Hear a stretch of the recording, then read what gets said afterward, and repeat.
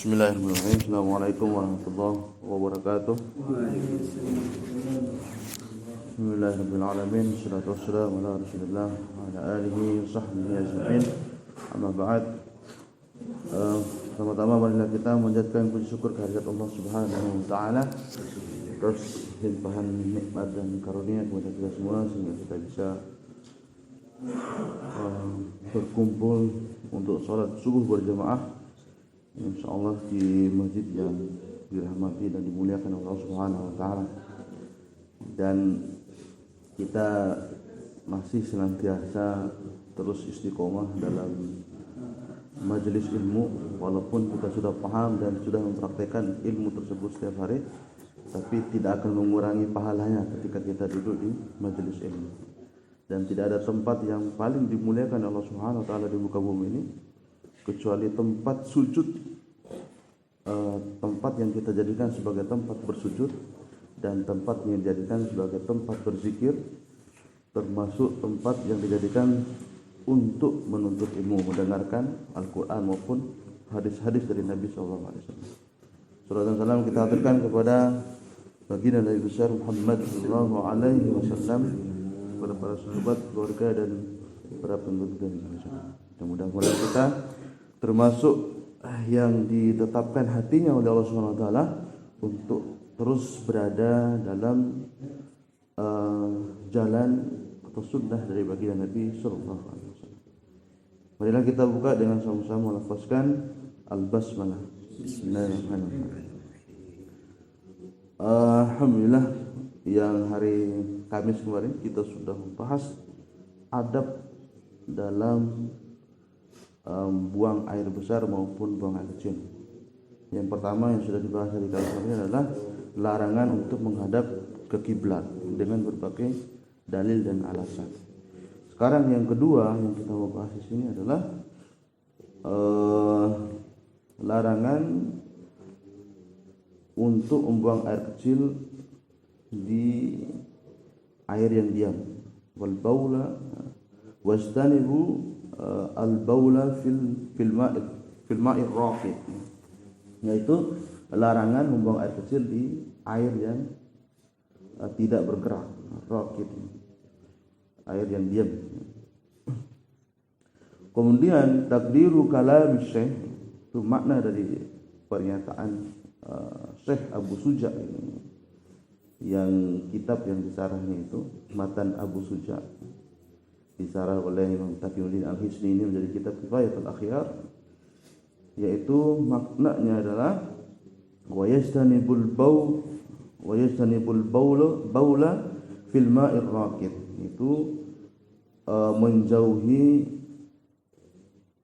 buang air kecil di air yang diam, raqid, tidak bergerak.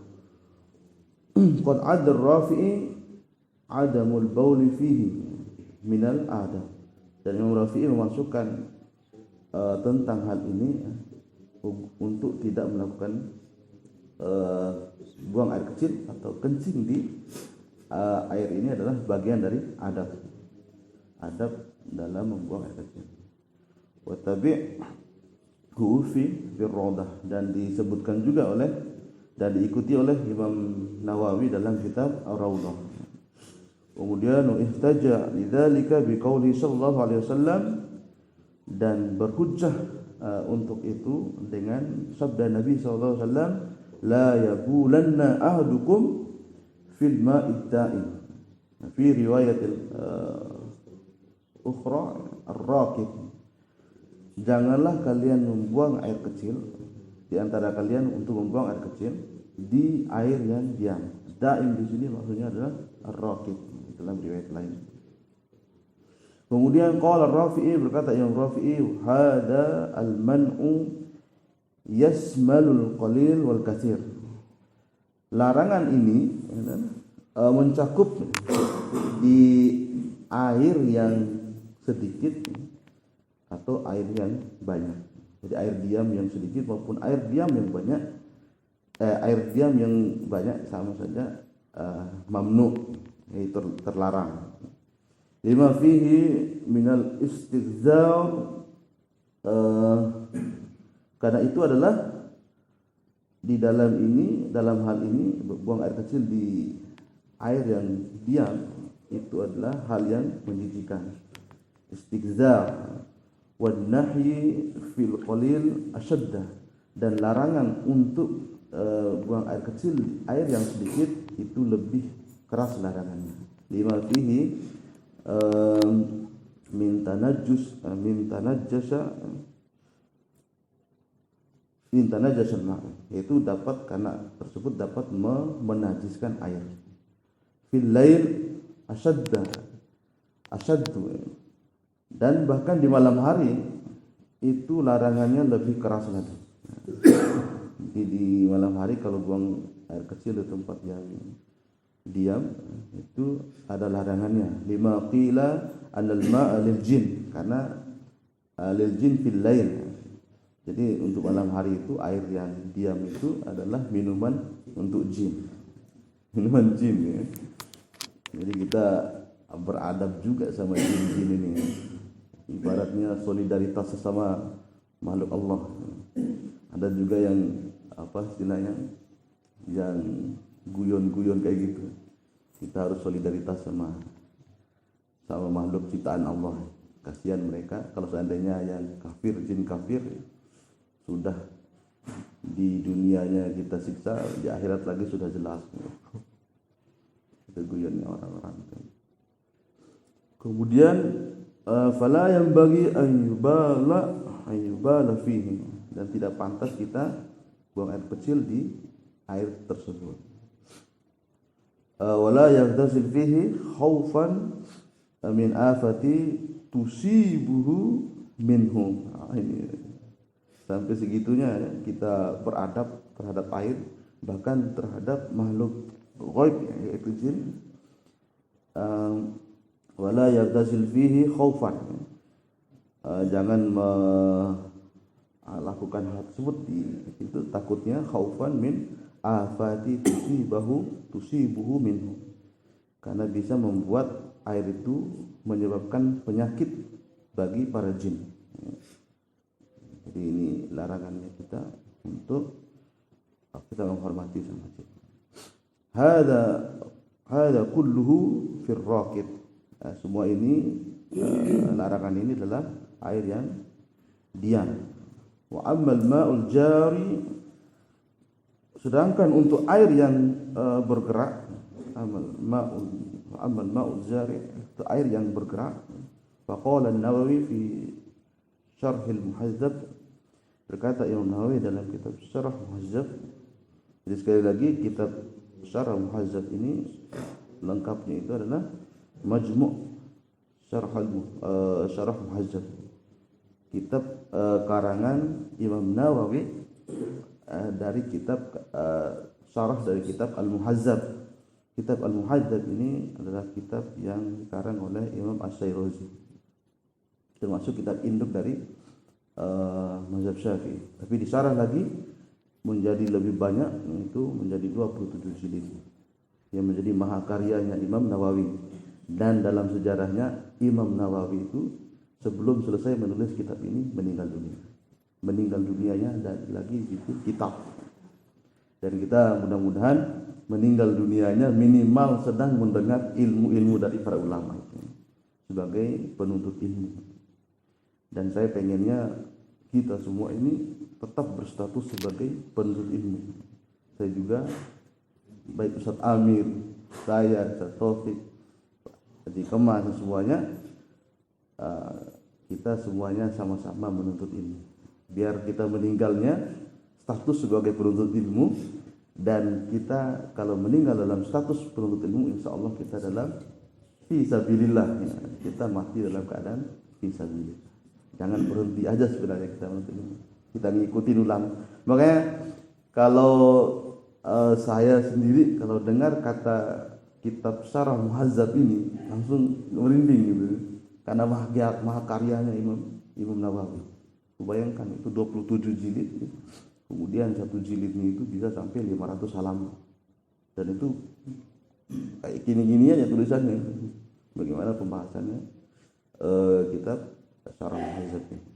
belum kitab Ar-Raudahnya, belum kitab Syarah Tanbihnya, belum kitab-kitab yang lain. Ini sebagai penyemangat bagi kita bahwa gitulah kerjaan para ulama dulu, sampai nggak ada niat, bukan nggak ada niat ya, nggak sempat menikah Imam Nawawi ini ya. Sampai umur 45 46 itu meninggal dunia lagi nulis kitab ini, nggak selesai ya, tapi diselesaikan oleh Imam As-Subki. Itu meninggal dunia. Nah, ini yang dicari oleh kita. Jadi kalau ada mengatakan kenapa Imam Nawawi nggak menikah, padahal nikah itu adalah sunnah. An-nikah sunnati wa man raghiba an sunnati falaysa minni. Maksudnya raghiba an di sana adalah membenci, sedangkan Imam Nawawi tidak membenci menikah, cuman karena sibuk dengan ilmu enggak sempat mikirin nikah. Kalau keluarkan pernyataan saya benci sama sunnahnya, baru masuk hadis itu gitu, yang tidak menikah. Kemudian qala jamaah, berkata sahabat-sahabat jamaah. Kalau jamaah dalam kitab mazhab Syafi'i itu adalah para ulama-ulama mazhab Syafi'i, in kana qalilan kuriha. Kalau seandainya airnya sedikit itu maka hukumnya makruh, kuriha, dimakruhkan. Jadi kalau di air yang bergerak tadi, air yang gerak tapi itu airnya sedikit saja, maka hukumnya menurut Imam Nawawi hukumnya itu dimakruhkan. Wa in kana katsiran fala. Kalau seandainya air yang mengalir itu banyak seperti sungai, kemudian air yang pokoknya besar lah, walaupun air sungai kecil tapi dia banyak airnya, maka itu tidak dimakruhkan, boleh. Tapi nazrun. Di dalam hal ini berkata Imam Taqiyuddin Al-Hisni, perlu kita tinjau kembali gitu ya. Wa yanbaghi an yahrumal baula al-qalil qat'an. Harusnya, katanya mestinya, wa yanbaghi, katanya Taqiyuddin Al-Hisni ketika mengomentari permasalahan ini, harusnya diharamkan saja itu kalau membuang air kecil di air yang sedikit secara qat'i, secara pasti, walaupun dia airnya mengalir. Imam Taqiyuddin Al-Hisni lebih condong kepada pengharaman buang air kecil di air sedikit walaupun dia airnya mengalir. Jadi lebih hati-hati lagi kalau dikomentari oleh Imam Taqiyuddin Al-Hisni. Dan Imam Taqiyuddin Al-Hisni ini kalau kita lihat dari awal sampai sekarang menyebutkan sumber yang sangat banyak dari kitab-kitab, baik dari kitab hadis Sahih Bukhari, Muslim, kemudian Nasai, kemudian Abu Dawud, At-Tirmizi, ya, kemudian Imam Ahmad, kemudian hadis Hakim, Ibnu Hibban, Ibnu Khuzaimah, dan kitab-kitab hadis yang lain. Beliau menyebutkan begitu banyak kitab hadis semua. Kemudian kitab-kitab yang lain juga, kitab-kitab fikih yang lain dari para imam. Bahkan Imam Taqiyuddin Al-Hisni ini menyampaikan pendapat-pendapat dari kitab-kitab atau imam-imam dari di mazhab yang lain, dicampur aja. Ini menandakan bahwa penulis kitab Kifayatul Ahyar ini sudah menghatamkan begitu banyak kitab. Dan dalam menuntut ilmu ini, istilahnya orang itu tidak bisa setengah-setengah baca kitab itu, harus tamat kalau ulama-ulama dulu itu, dan menghafal isi-isinya, matannya istilahnya, kata-katanya dihafal semua, poinnya, perkataan imamnya, seperti itu. Sehingga mereka ketika menulis menulis kitab kadang nggak melihat buka lagi kitab ini, bukan enggak, karena mereka sudah hafal kitab ini, maka mereka menyebutkan. Misalkan tidak menyebutkan secara detail dalilnya, tapi mereka menyebutkan hada ala sahih, ini pendapat yang paling sahih. Maksudnya tidak sembarangan dari kitab-kitab hadis, walaupun tidak menyebut hadisnya, walaupun tidak menyebutkan matanya. Tapi karena ini mereka seperti itu ya. Ini luar biasa. Kalau kita sekarang masih, kalau menulis buku aja makalah masih ada Google. Cari lagi. Kalau ulama-ulama dulu seperti itu. Apalagi Al-Quran Kemudian hadis, semua kitab hadis sudah dihafal, sudah di luar kepala. Kemudian lianna, karena alasannya Imam Taqiyuddin fihi itlafan alaihi wa ala ghairihi, karena ini jelas bisa merusak air tersebut walaupun sedikit dan mengalir, alaihi wa ala ghairihi, atau merusak yang lain-lain. Wa ammal katsir fal aula istanabahu, sedangkan air yang mengalir yang banyak sebaiknya lebih utama, kata Imam Taqiyuddin di sini, istinabahu itu sebaiknya kita juga tidak kencing di situ. Lakin zajama Ibnu Raf'ah, kemudian Imam Ibnu Raf'ah ini adalah salah satu murid dari Imam An-Nawawi. Beliau menetapkan bil karahati fil ma'il katsir al-jari lailan. Kalau khusus pendapat dari Imam Ibnu Raf'ah, muridnya Imam Nawawi, menetapkan kemakruhan saja di air yang fil ma'il katsir, di air yang banyak, al-jari banyak dan mengalir, tapi khusus di malam hari, lailan. Li ajlil jin, karena kita untuk dalam rangka menghormati jin. Tidak disebutkan di sini dalil tentang bahwa air di malam hari itu untuk jin. Nanti kita sama-sama carinya. Tapi kalau seandainya para imam sudah menyebutkan dalam kitabnya ini ada hal seperti ini, bahwa jin di malam hari itu minum air yang seperti itu, jadi jangan kita mengganggunya.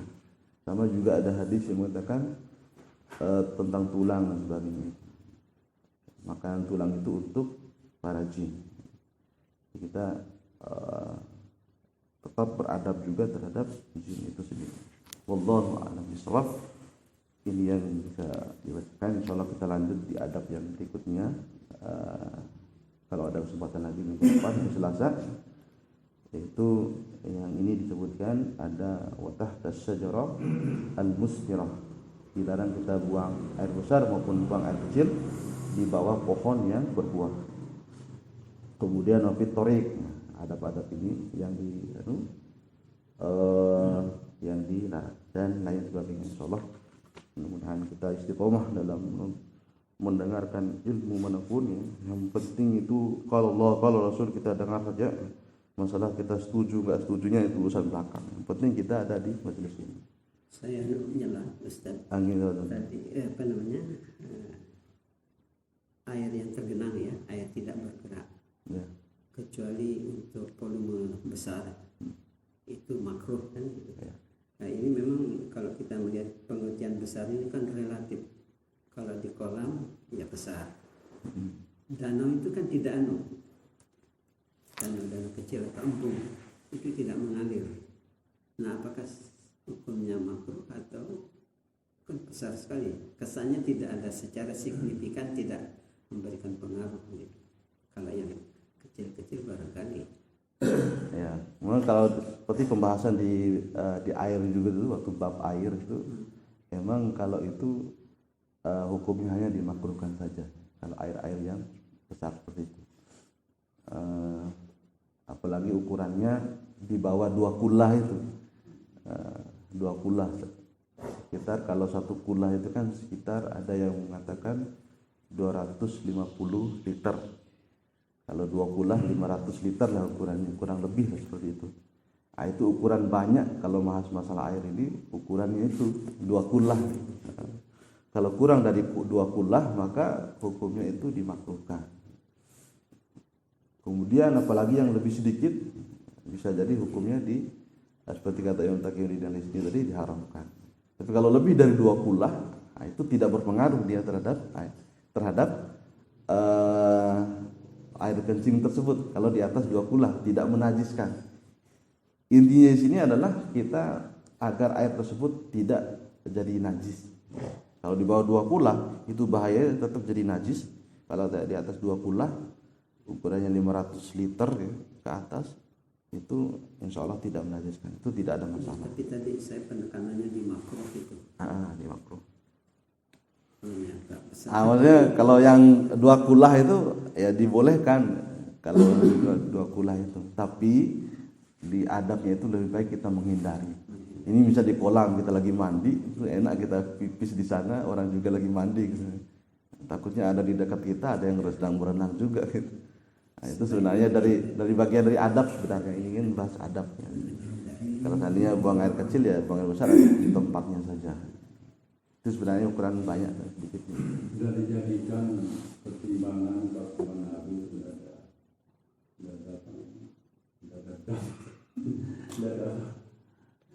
apa namanya itu? Kolam. ya embung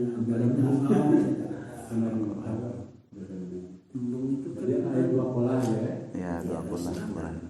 Tapi kalau di Tapi begini Pak, saya pernah juga lihat guru saya, wudhunya itu bukan dia di kolam, tadi di kolam di pula atau enggak, di atas ember itu langsung aja masukkan tangan di sini, masukkan tangan di sini, langsung begini. caranya diambil. ya, ukurannya kalau boleh juga di ember itu boleh kita asalkan dia suci airnya. Tapi kan ada biasa ustaz-ustaz Kurang dari 2 bulan. Takutnya dia kalau cuci dulu di luar, makanya kalau ada gayung itu disimpannya di luar, jangan sampai kita cuci dulu.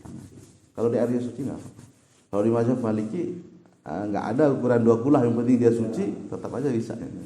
Dan kurang dari 2 kulah kan pernah disebutkan dalam kitab ini juga, Imam Malik itu menyebutkan bahwa kurang dari 2 kulah sekalipun, kemudian ada orang yang buang air besar atau buang air kecil di air tersebut, asalkan di bagian yang tempat kita wudu itu tidak terkena itu, ya boleh kita pakai wudu. Itu kalau di mazhab Maliki. Kalau di Syafi'i kurang dari 2 kulah udah nggak bisa dipakai, walaupun belum kena. Nah itu kehati-hatiannya kalau di mazhab Syafi'i. Wallahu a'lam bissawab. Subhanakallahumma wa bihamdika asyhadu an la ilaha illa anta astaghfiruka wa atubu ilaik. Wassalamualaikum warahmatullahi wabarakatuh.